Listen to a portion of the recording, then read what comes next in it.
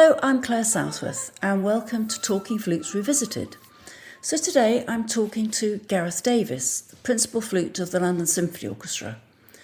Now, Gareth is so honest, down to earth and talks so easily. And it's so interesting to hear about his early days when he lived at home, where there was lots of singing in his family and music being played which set him off on his musical journey. So it's time to get yourself a cup of tea, sit down and have a listen to one of the most entertaining flute players that we have today. I mean, there are so many things I'd like to talk to you about today. Your areas of great interest, of course, is playing and teaching and writing. But let's start with many young flutists, when asked about their aspirations, would say, I want to be principal flute of the LSO. So was that yours? No. I mean, my brother is a professional guitarist, and actually my sons are also musicians now as well. I tried to put them off, but there you go.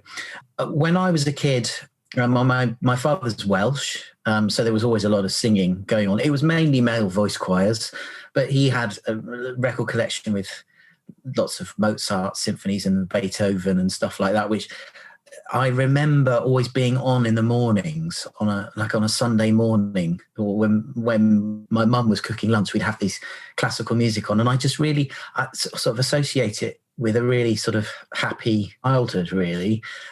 But we didn't talk about classical music. I do remember watching the Ring cycle when I was about 10. It was on BBC Two on a Sunday evening, and it was a bit like watching probably Netflix now, where you watch a new episode each week.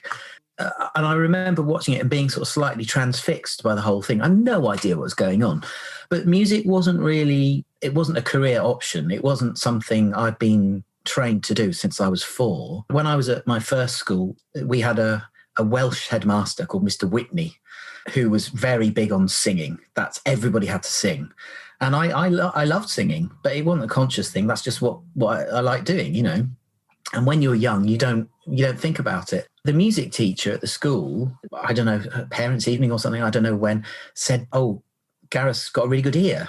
Because we'd often sing in the car on the way to Granny's house, and we'd all just, I'd always try and sing a third below or something like that because I thought it sounded nice, but nothing, I was hardly precocious. That's just what we did. And anyway, she said, he's got a good ear. Does he play an instrument? Again, it wasn't really on the radar. I think both my mum and dad had dabbled at the piano when they were kids, but had given up and had proper jobs. And they said, no, never really done that. So they asked me if I wanted to play an instrument. I wanted to play the trumpet. My mum said it was too loud, apparently. And my son plays the trumpet, and she was right. And so I had to choose something else. And at the time, there was a very famous Irish flautist who you may have heard of called James Galway. And I saw him on Blue Peter.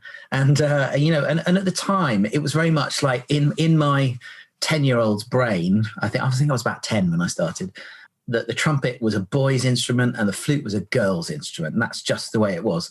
And that was the sort of prevailing attitude amongst my peers of 10-year-olds.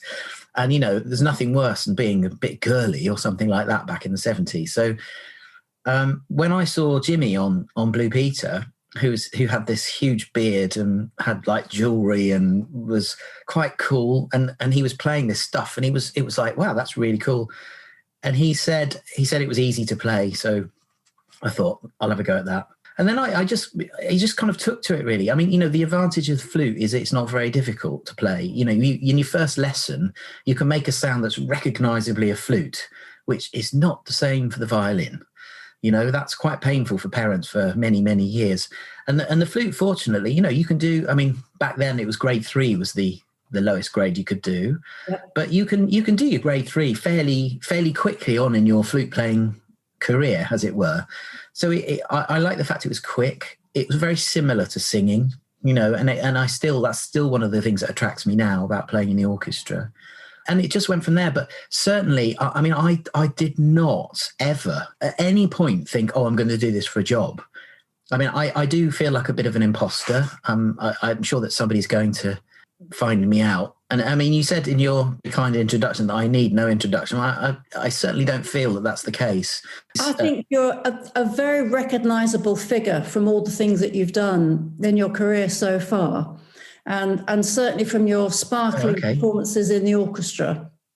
So let's move on from 10 years old then. So you started to play the flute and it got a bit more serious, and then what happened?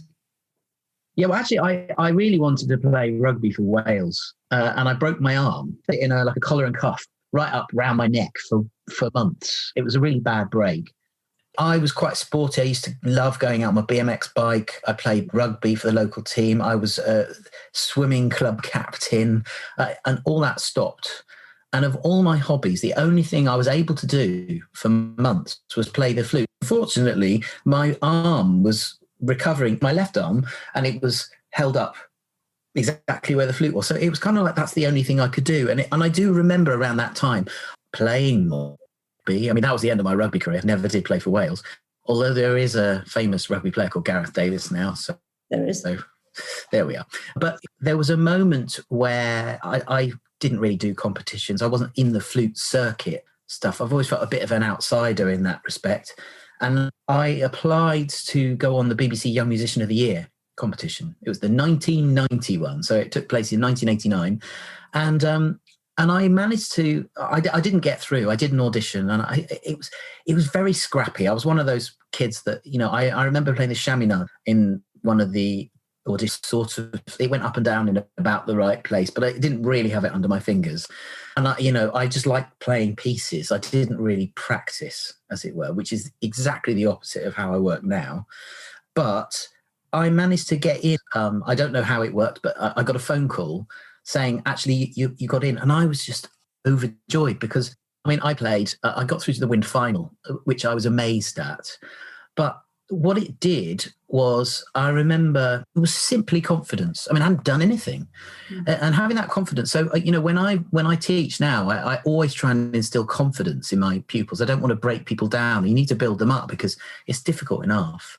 But I then decided to audition for music college, and again, didn't know anything about it. And I did the auditions. I auditioned to basically all the major music colleges in Britain, and I got rejected in every single one of them, apart from the Guildhall, where I got a reserve place. I can remember auditioning at the Royal Academy, and I walked in, and it was really scary at the time. That was the place where everybody wanted to go. And it was like walking into a bear pit. It was hideous. I absolutely hated it. And I thought, what year was this? This would have been 1989. The auditions in 1989. So maybe 1989. Yeah, there were always scary things, but I think at that particular time, the Academy did have the reputation of being a little bit sort of intimidating and scary. It was really intimidating. I have to say that the players on the panel weren't intimidating, but the general atmosphere there, it was. I really thought I wasn't good enough either. I remember I walked in the room, and on the panel was Kate Hill, Baz Bell, and Wibb. And I walked in, and I'm sure my knees were visibly shaking. And I walked in, and Wibb was, they were all writing and reading their papers. And Wibb looked at my application form, and then he looked up. I'd never met him at this point. And he looked up and he said, Gareth Davis, are you related to Gareth Morris? And everybody in the room just sort of looked. And I said, no, I'm not. And he went, oh, okay. And then, of course, we had to play the 4A Fantasy. And I was so terrified. I remember the piano started, dung, ching, dung, ching. And then for my first note, I played at least 5 different ones as I blew in the wrong place and it shook. And they all started writing. And I thought, I might as well just stop now. And I didn't get a call back. And I went to do the piano theory bits and everything. And I said to the guy, look, I haven't been called back. Am I going to get a place? He went, probably not. And he said, do you want to go? I said, I think I'm just going to go home. So I did. And I just thought, maybe this isn't for me, Anyway, I got a reserve place at the Guildhall. For those of you that don't know, that means basically if somebody else, they offer, I don't know, let's say 4 places a year. And of course, if there's 6 really good players that go and audition at all those places, they often tend to get offered places at all the places. but they can only accept one. And I was fortunate in that whoever had been offered that place didn't want it. And just before Christmas, I got offered a place at the Guildhall as a reserve. So I felt like I got in by the back door. And then I met Edward Beckett, and he scared the living daylights out of me. And I realised how far I was so far behind. And he was a very hard taskmaster and gave me a massive kick up the backside, which I hated, but I really, really needed. So I hate to ask this, Gareth, but might I have been on the panel at the Royal Northern? Did you audition there? I didn't audition at the Royal Northern. Thank goodness. No, I can say that honestly. So no, I'm not just saying that because this is your podcast. I really didn't. I can safely say then that I did not reject you, Gareth. No, you would have been quite within your rights to do so. I mean, the thing is, some of the kids I hear auditioning now, their technical ability is amazing. Back then I just wasn't doing it. I mean, it's funny because I think it's benefited me in the long run. I was really lucky when I was 16. I got a county scholarship, which no longer exists, to the junior department at the Guildhall. And I had probably my most influential flute teacher in Evelyn Frank. And she was lovely when we were still in touch now. And she talked to me about colour and about quality of tone and beauty of line and phrasing in a way that there's very rarely a day when I have a problem in something, I can't do something in the orchestra. It's her voice I hear most of the time, and it was such a beautiful thing. We didn't, however, spend a lot of time on finger exercises and stuff like that because she thought that this was the most important thing. And actually, funnily enough, making your fingers better is just a case of practice, but learning about color and finding color, that's something that you can't teach, but you have to learn. And she was brilliant at it, and I think that stood me in good stead, actually. That's wonderful, because I'm in total agreement in that, just about everybody can move their fingers if they put their mind to it. But to think about the color and what you're trying to say. I remember Peter Lloyd, when he talked about when he did auditions, he said he was looking for someone who could play a beautiful line. That was what he was worried about. All he wanted was someone who could speak to him and move him in a musical way. And he wasn't worried about fingers. Exactly.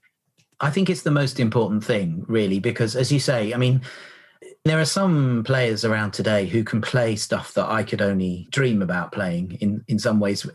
But actually, I was asked to record a brand new concerto a couple of years ago by Douglas Neans, an American-Australian composer. And he's a flute player himself. And he sent me the music. And I just thought, I'm actually not sure I can play this. It's too hard. It's really difficult. And when you see the score, it's relentless. And it's all these slurs over 3 octaves at really fast speeds. And I thought, Gareth, pull yourself together. You're principal flute in the LSO. You're supposed to be able to do stuff like this. And of course, I don't get out of the orchestra that much. I love playing in the orchestra. The schedule's so punishing. I don't actually have time to do much solo work anyway. I did learn it, and I realised that actually it was okay. It just took a lot of time and effort. And I think that's where, sometimes you just have to do it. But the fingers are just muscles. It's not complicated. They just go up and down, and you have to put them up and down in the right order, really. The difficult stuff's all up here, and whether you can have something to say. So, I've always been interested in the line of the music and the phrasing of the music. And of course, in the orchestra, that happens with 100 people doing it, thinking as one, which is why it's so exciting.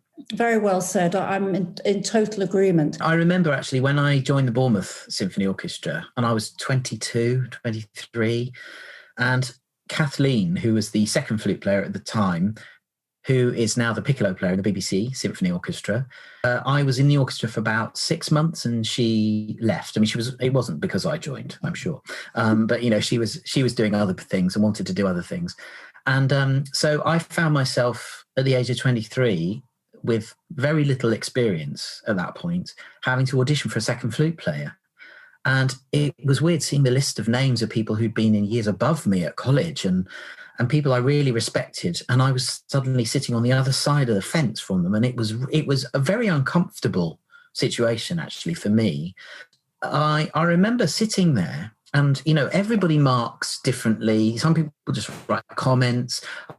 Other people have complicated marking systems. And, just to give myself a sort of a rough guide. And I was marking these people. And, the first one was quite good. I thought it was quite good, but they were, nation was a bit, so I'll give them a 7. Then the next one will come in, play exactly the same pieces. I go, hey, well, they were quite good as well. Then I'll give them a 7.5.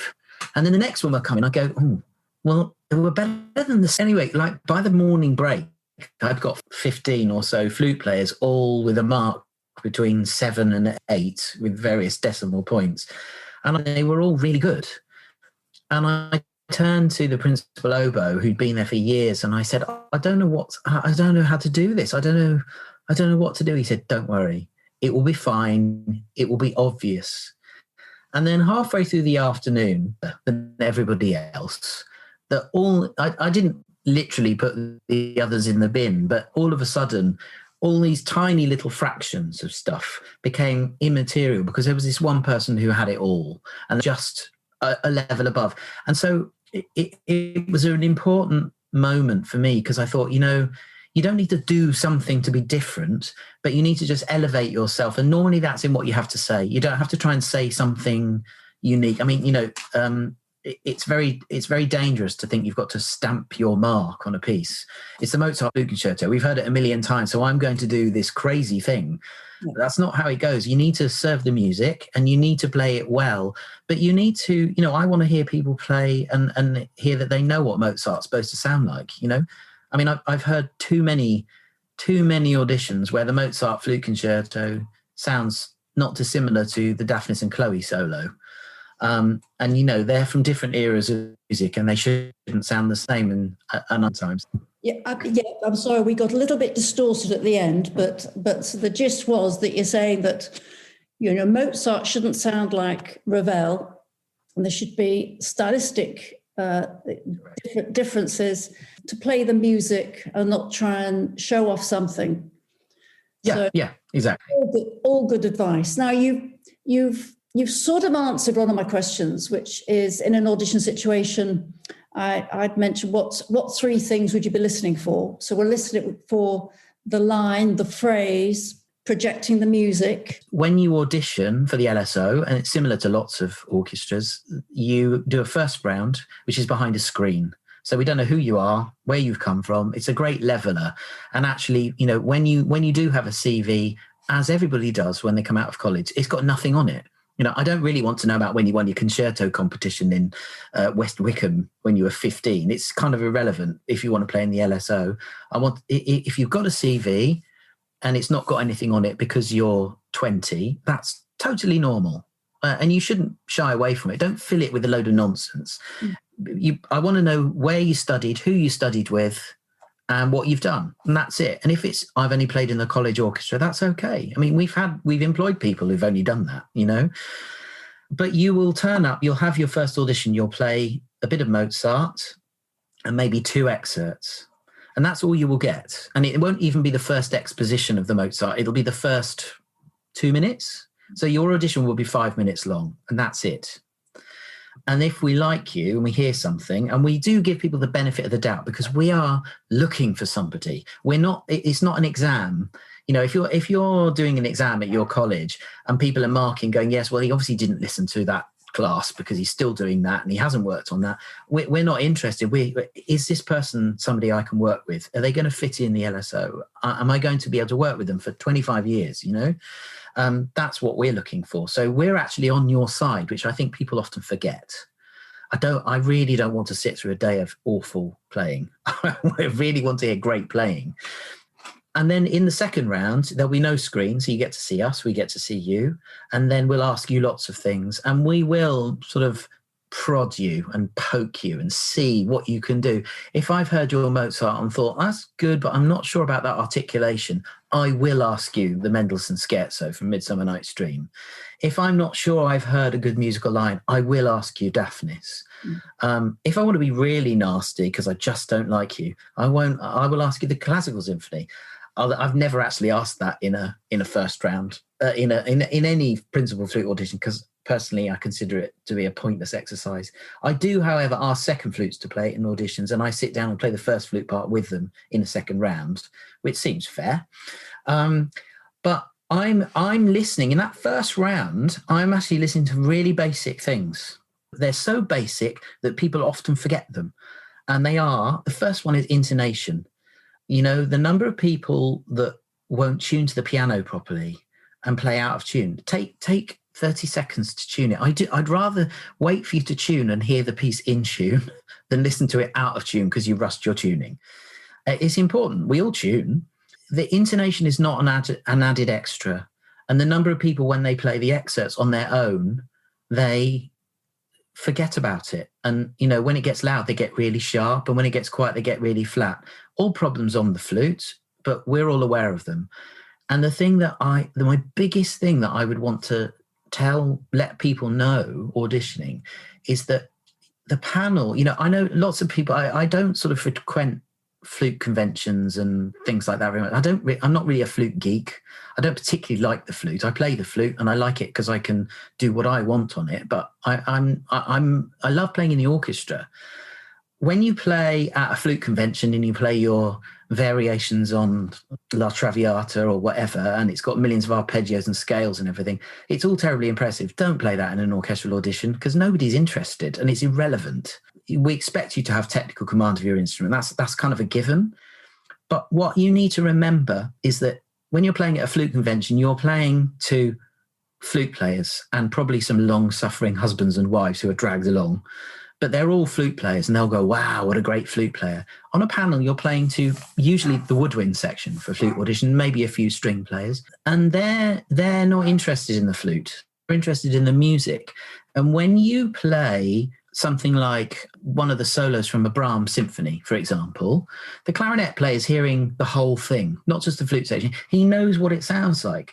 And she will hear what she has to play at that moment in time. And so it's so much about the music, and that's so important. And if it's out of tune, even though you've got no accompaniment, everybody in that audition can hear that you're out of tune. They don't need the piano to know that you're out of tune. If you cannot play in tune, you cannot play in the orchestra. And that, you know, we all know what the problems are. It's that simple. And it's not hard to play in tune. People just don't take enough care sometimes. You know, it's about changing the angle of where you blow. It's perfectly easy to do.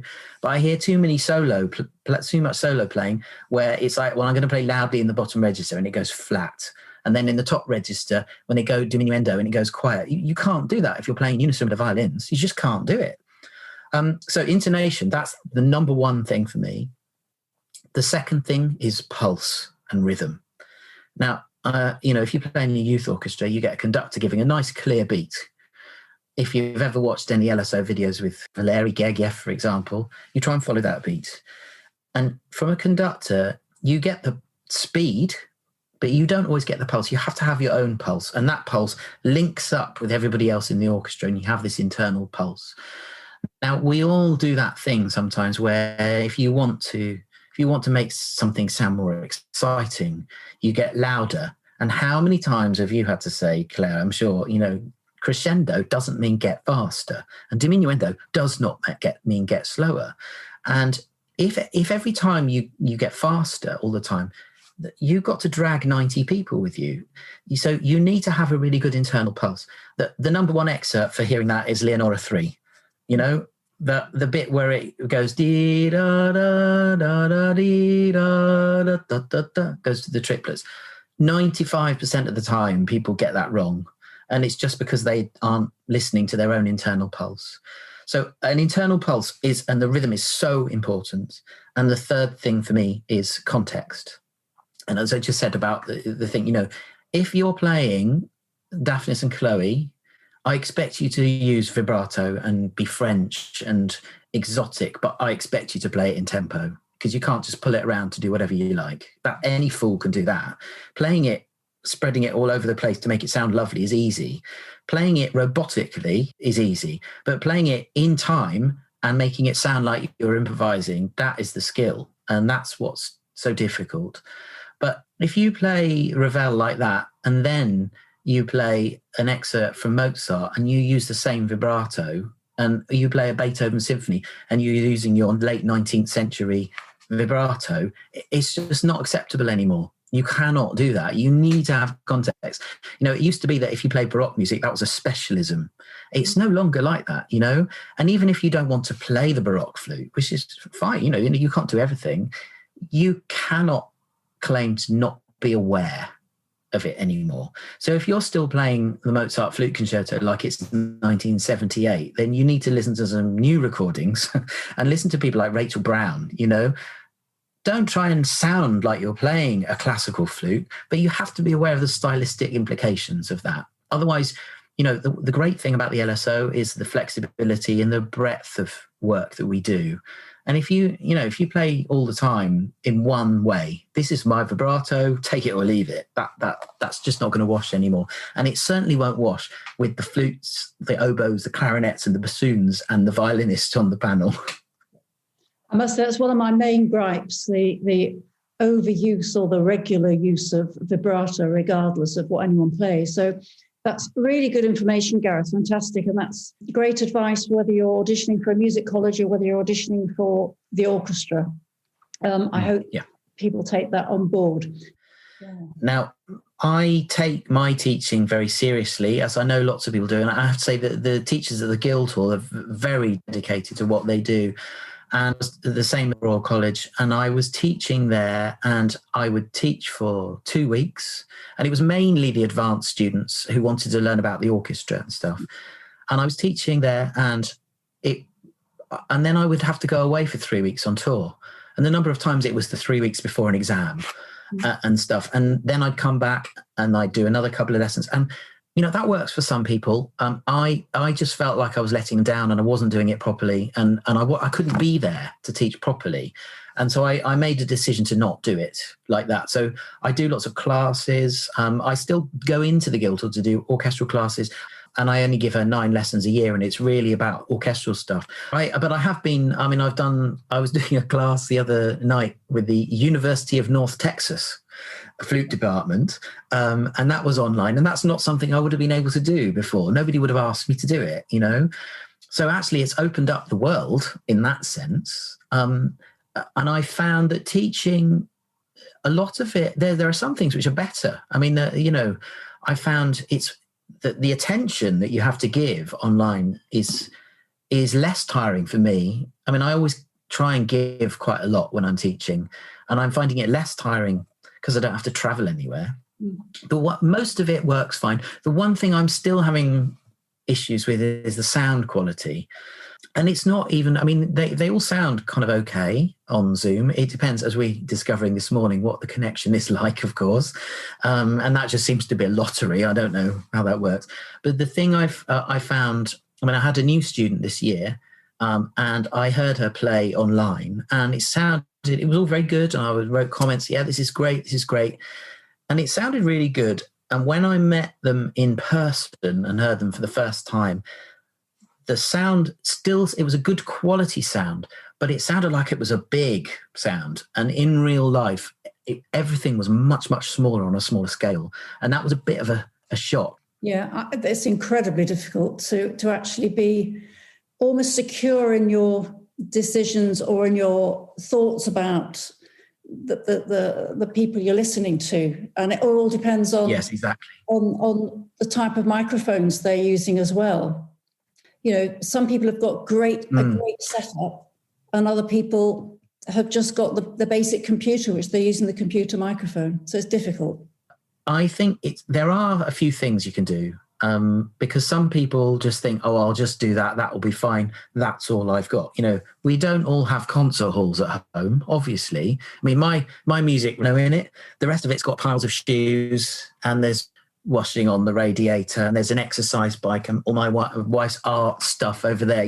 It's a total mess. We got asked to do videos for the LSO various times. Could you film yourself in front of a white wall? And I was looking around my house going, no, I don't have a wall that doesn't have either pictures on it or stuff on it or a dirty mark on it or something. And so, we're not geared up for it. But what we did do was I wrote a project called Where's Simon, which is an education project that's online with Simon Rattle. And the orchestra, this was during the first full lockdown, the orchestra recorded themselves individually. I prepared a track, a click track and a guide track, and they recorded their individual parts of the Marriage of Figaro overture. And about 70% of the people didn't have a microphone and just recorded it on their phones. Yeah. And our recording engineers put it through reverb and stuff like that. And if you hear it now, it's obviously not the LSO in a recording session, but the sound is pretty good. And you don't need to spend very much. And you know what? People will spend all sorts of money on extra gizmos for their flute, which promise to definitely improve everything a million times for your £15,000 flute for a mere £50. If you attach this or you stick this up the end or you use whatever, surely spending £50 on a microphone that sounds better than your mobile phone is equally, if not much more of an investment. If you've got a Mac, you can use GarageBand. It's got reverb on it. So if you're playing in a room like this room has got no particular acoustic. Everything sounds really loud in it. But I've done several professional recording sessions for film soundtracks in the last 2 months, and I've recorded in here. Once you put reverb on it, as long as the traffic stops, it sounds very good. One thing I would say, if you are doing a recording for an audition for anything, please watch it. Don't just record it and press send. The number of people I've had where literally I can see their underwear on the radiator, which you could have, if you just moved that, maybe you don't notice it because it's always there. And the number of people where I can see their chin because the camera's slipped or something like that, or they've played and they haven't checked the sound level. And so the whole thing sounds like they're doing a concerto for chainsaw and they just sent it off. And I think, well, it took you 20 minutes to record it, spend another 20 minutes, watch it through once, get your mum to watch it, anybody to watch it to go, actually, you can hear the dog barking in that primity or something like that. I'm amazed at how many people don't check it. It's a really simple thing to do. I know you're terribly busy, but when you do get a chance to relax in normal times, do you have a hobby? Well, yeah, I mean, I read a lot.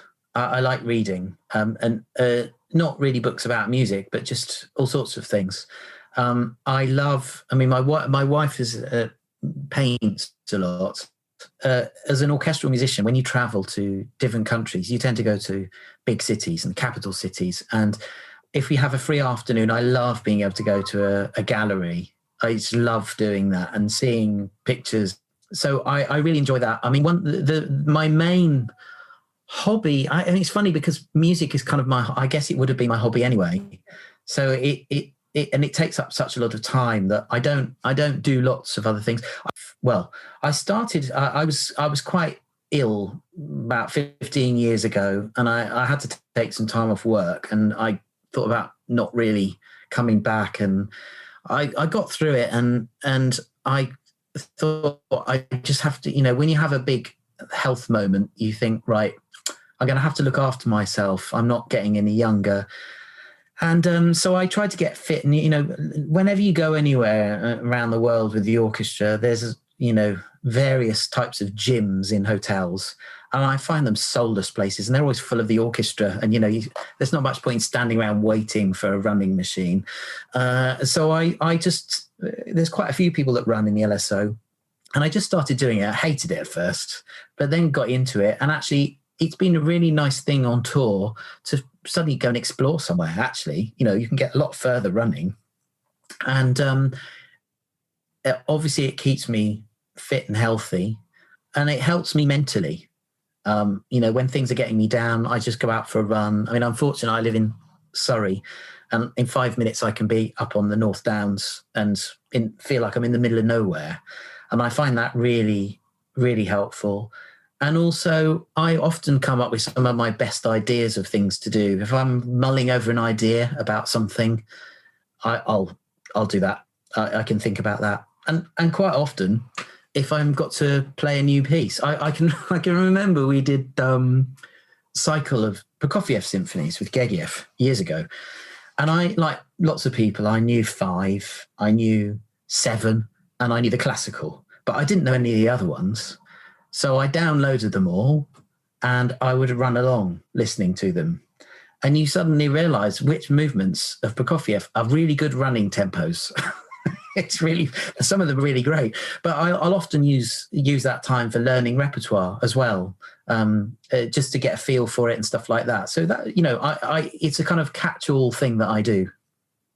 Yeah, and it's really good again, advice for people listening, because it's so good for mental health to go and do something different, get out and do something, and looking after your health and your physical and your mental health. I think if you know, particularly, I've never really considered, I remember Philippa Davis taught me when I was at the Guildhall for a couple of years.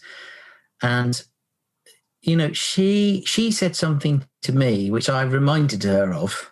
And I was playing, and I can't remember what provoked her to say it particularly, but she said, you have to decide in your life, do you want to be people to say he's a really great flute player, or do you want them to say he's a really great musician? And I've always erred on the musician. So I've got terrible embouchure. I mean, Ed Beckett spent months trying to straighten it. I blow out the side of my mouth, and it doesn't look good, but it works. And I spent a long time trying to be good at the flute, but you try and be good at the flute so you can forget about the flute and then make music. And that's, I think, involves being a good musician means being good at music, obviously, being good at your instruments so that you can just forget about the technical stuff to some extent. It never leaves you completely, of course, and I have all my own problems, which I'm not going to list here. But also just finding out about other things. You know, I mean, I've fought ferociously hard to keep some kind of normality in my life. You know, I have been married for 25 years. My wife and I went to school together. So she's not a musician. She was a midwife for years, and she still thinks I'm really good, and nobody's told her otherwise. So it's actually, and I have my three children, and actually now it's great because I'm able to spend more time doing stuff. And I've tried to do that because, one day I've seen many, many great players come through the LSO and leave and don't know what to do with themselves. And I don't want to be one of those people. And so looking after everything else is much more important to me. I mean, if I had to give up one thing out of everything else in the LSO, it would be the orchestra. I mean, I've done it for 20 years. I love it. And it's been a huge privilege for me. But my family is more important than that. Yeah. And life in general, Yeah. Well, Gareth, I think on that note, that's probably a very good place for us to stop today. But I really would love to talk to you again, because we haven't even got on to your writing and The Show Must Go On. And I'd love to hear more about your times in the orchestra and things that have happened when, good things and bad things and funny things. We must chat again, but thank you for being so refreshingly honest. And it's lovely to hear you chat about things. I think people should go and look at your website, which I think is GarethDavisOnline.com. That's right. I should probably update it then. You should probably update it. But for the moment, thank you ever so much for chatting, and let's catch up again really soon. Pleasure.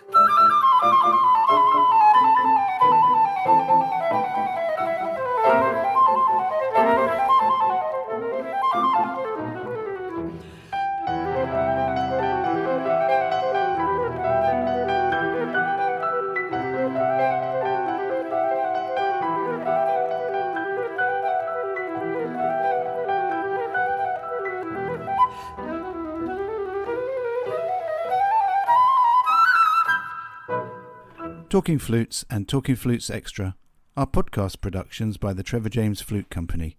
For more information, visit trevorjamesflutes.com.